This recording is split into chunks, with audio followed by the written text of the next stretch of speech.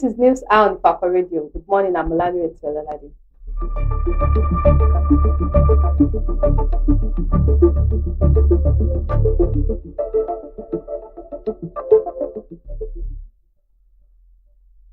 The major headlines: Christian genocide, PFN, Islamic Council in verbal crossfire, PDP crisis, 3,000 delegates set for high-stakes convention. My victory means elections getting better, says Soludo. Fans set zero tolerance policy against touting at airports. Fayoshe meets Obasanjo in Ogun. Sports: World Cup playoffs, Super Eagle camp opens in Morocco with 10 early arrivals. Entertainment: Nwoko Regina Daniels fight dirty over drug claims, brothers arrest. Real worry pikin, husband, welcome third child.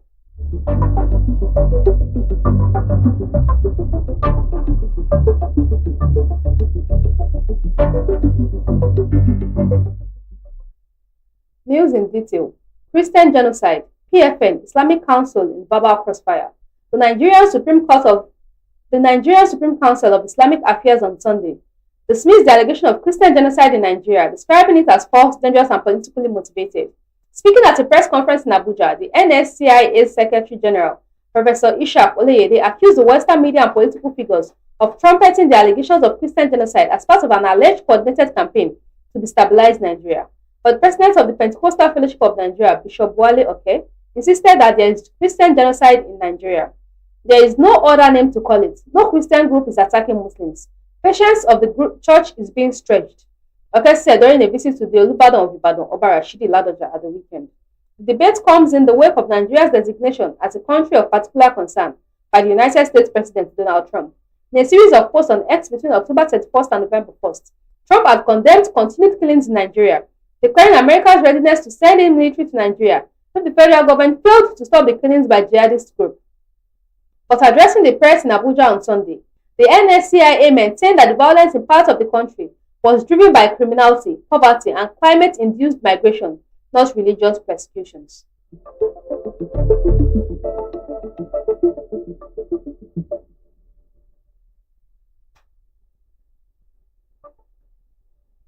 PDP crisis, 3,000 delegates set for high-stakes convention. Tension is mounting in the factional camps of the opposition People's Democratic Party as more than 3,000 delegates prepare to converge on the ancient city of Ibadan, Oyo State, for the party's National Elective Convention. The event, billed for November 15th and 16th, 2025, has been a subject of controversy among the two warring camps in the party.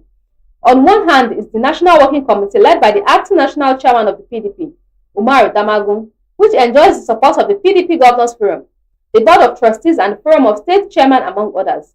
Though outnumbered by the Damagun-led camp, the faction led by the Federal Capital Territory Minister Nyesom Wike is wielding tremendous influence, having elected its own chairman, daring the governors to their faces. Penultimate Friday, Justice James Omotosho delivered a ruling restraining the leadership of the party from going ahead with the planned convention. It also barred the Independent National Electoral Commission from monitoring it, arguing that the PDP failed to comply with its own rules, which requires certain designated officers to notify INEC of the convention. Following the ruling, Damagun-led NWC suspended the National Secretary, Senator Samuel Anyanwu, National Legal Advisor Kamaldeen Ajibade, and the National Organizing Secretary Umar Bature for a period of 1 month for alleged anti-party activities. 24 hours later, Anyanwu and his campmates in Abuja and announced the suspension of Damagun and the entire NWC. This faction also named the PDP Deputy National Vice Chairman, North Central, Abdulrahman Mohammed, as the party's new acting national chairman. As the two camps square up against each other, the Damagun-led faction secured an ex-parte order granted by Justice Ladiran Akintola of the Oyo State High Court last week, directing the PDP to proceed with the convention. Thus, while Damagun, backed by the governors, BOT members, and state chairman, are preparing for the convention, Wike, Anyanwu, and others insist the convention would not hold.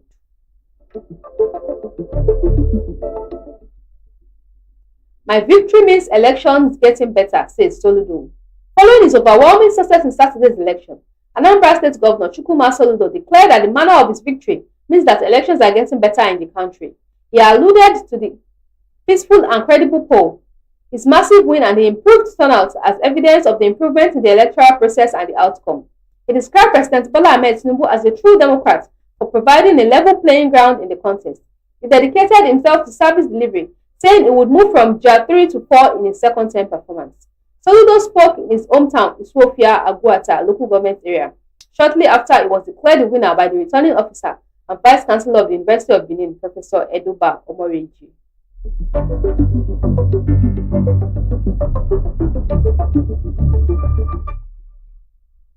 FAN sets zero-tolerance policy against touting at airports. Following Senator Osita Izuna So's recent outburst over what he described as national embarrassment, caused by touting and begging at Nigerian airports, the Federal Airports Authority of Nigeria has rolled out a comprehensive set of measures aimed at cleaning up operations and improving passenger experience across major terminals. It rolled out these plans in a document cited by a correspondent titled Position Document on Measures to Address Corrupt Practices and Enhance Passenger Experience at MMIA and GAT, which was signed by the Minister of Aviation and Aerospace Development, Festus Keyamo.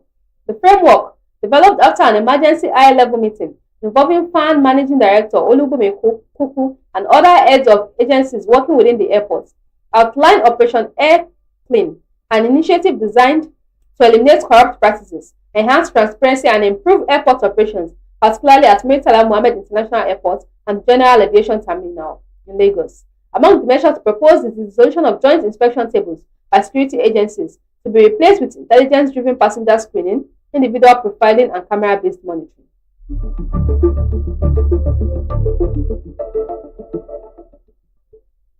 Fayose meets Obasanjo in Ogun. The former governor of Ekiti State, Ayodele Fayose, paid a visit to ex-president Olusegun Obasanjo at his residence in Abeokuta, Ogun State, on Sunday. Ahead of Fayose's upcoming 65th birthday on November 15th, photos shared on X by the Senior Special Assistant on Public Communication and Social Media to the FCT Minister Nyesom Wike, Larry Olayinka, captured the two leaders in one moment, signaling an end to years of public animosity. One image shows Obasanjo dressed in a white traditional outfit and green cap, engaged in a game of Ayo, a traditional Yoruba board game. Fayose and Obasanjo's relationship has long been marked by tension, with both leaders often on opposite sides in politics. The meeting also comes amid a series of high-profile visits to Fayose in the lead-up to his birthday, including one from former Vice President Yemi Osinbajo on Tuesday.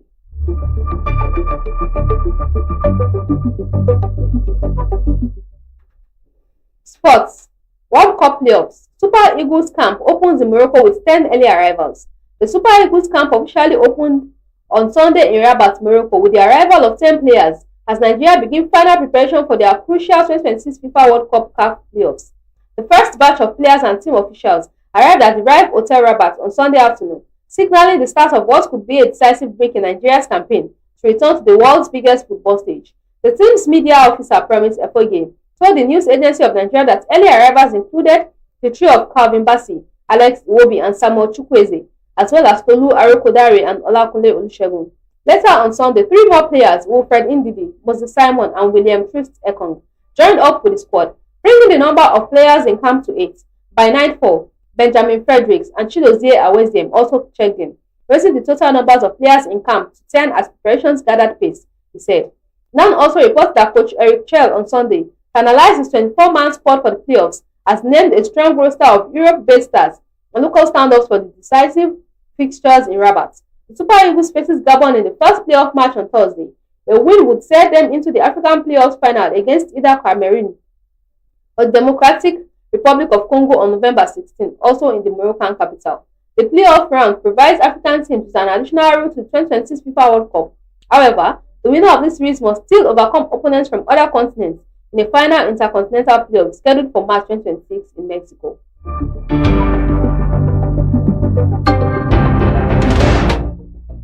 Entertainment. Nwoko, Regina Daniels fights dirty over drug claims. Brothers arrest. Senator Ned Nwoko Northeast and actress Regina Daniels have opened more cans of worms over the marital crisis marked by drug allegations, family arrests, and competing claims of abuse. In a detailed post on X on Saturday's night, Nwoko accused Daniels' brother Sammy West of repeated harassment at the family compound, including a 4 a.m. confrontation a month ago. Just 4 weeks ago, I woke up around 4 a.m. and realized that Regina was in my room and on the phone. She was clearly high. I told Regina that the girl had to leave, and one of my drivers dropped her off. 30 minutes later, Sammy came to my house shouting and demanding that I come downstairs to face him. I eventually went downstairs and had to instruct the security to physically push him out of my compound. The level of audacity was shocking. Without the influence of drugs, could he have been so bold and disrespectful? Nwoko recounted. He released security footage showing West being removed by guards. This video shows Sammy, Regina's brother, repeatedly coming to my house and harassing my children and domestic staff, especially whenever I was not around. His visits were often aggressive and disruptive, Nwoko wrote on his X handle on Saturday.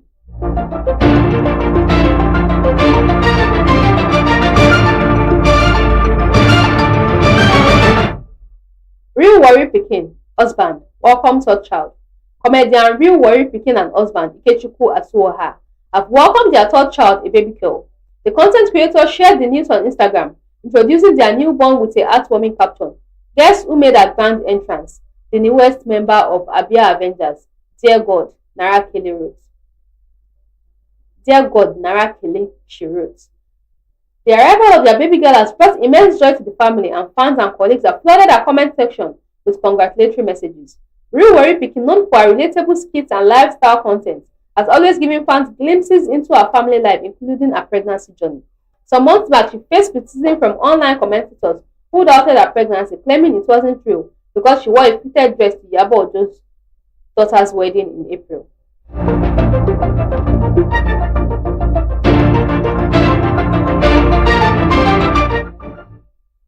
Portable goes back to school. Controversial singer Habib Okikiola, popularly known as Portable, has announced plans to further his education. Despite already holding an ordinary national diploma from Kwara State Polytechnic, the Zazu singer said additional knowledge is essential to navigating the complex business side of the music industry. According to him, his decision to go back to school is driven by his desire to take control of his music career, particularly in areas such as royalties and business deals. He said, even though I already have an OND from Kwara State Polytechnic, I still want to further my education so I can understand my music royalties and business deals better, especially for my record label, Zen Nation. Portable said by acquiring this knowledge, he aims to ensure that his music empire is managed effectively and is not solely reliant on others for guidance.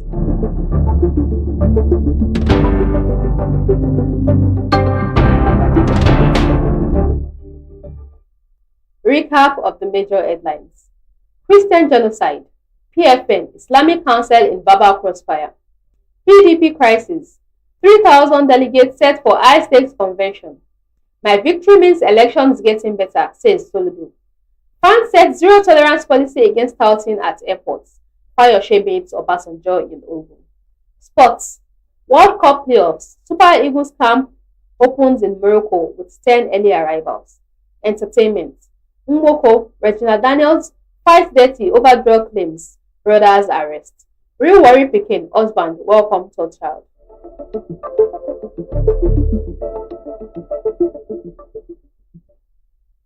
Follow us on all our social media handles: Facebook at Ifako Radio, YouTube at Ifako Radio, WhatsApp at Ifako Radio, X at Ifako Radio, Instagram at Ifako_radio.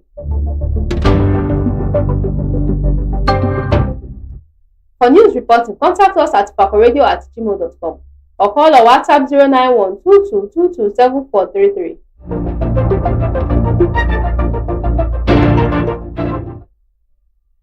Special thanks to the news producer Olanireti. Thanks for watching. I'm Olanireti Ololade. Have a productive Monday. God bless Ifako Jai.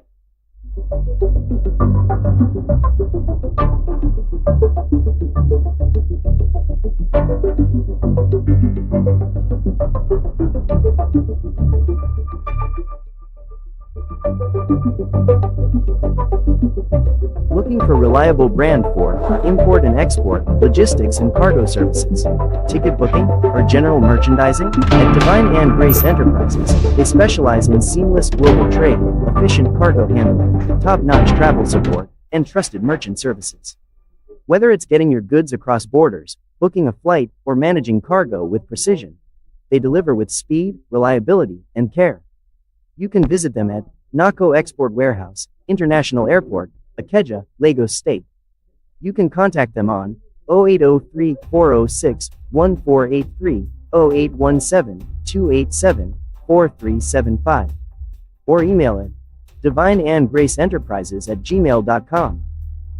Divine and Grace Enterprise, your reliable brand for logistics and merchandise.